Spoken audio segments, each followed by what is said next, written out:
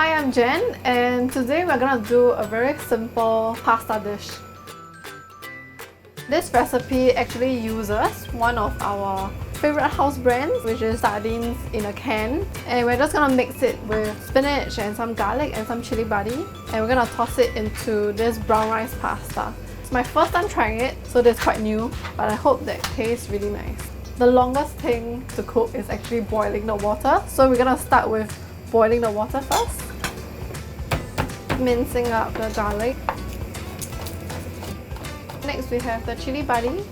So just give it a slice. You don't have to rough it up too much. Some coriander here. Since we're using sardines, so we shall use a Chinese herb. It's the Chinese parsley. The water is boiled. Just as we finish all the prep, remember to salt your pasta. In another pan, heat up some olive oil and you're gonna add your garlic.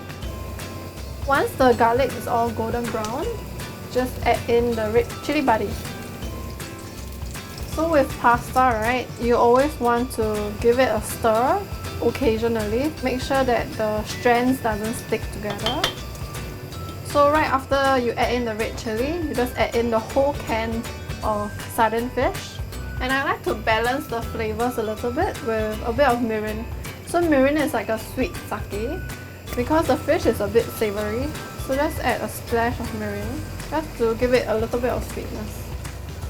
I like to add a bit of creamy element into the dish. Just 1 tablespoon of mascarpone.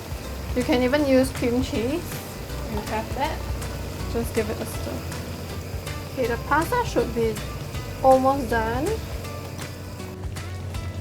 Okay, so at this point, don't throw away your pasta water. You might need it later when it gets too dry or it absorbs too much of the sauce. So we're gonna add in the herbs, which is the coriander. And I want to add in more greens, so I like to put some baby spinach inside.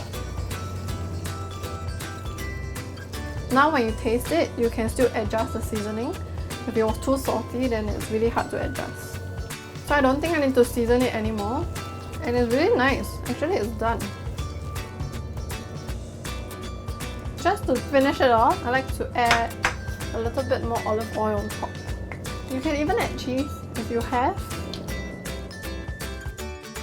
So I hope that you can try this recipe at home during this period. It's really simple, so just give it a go.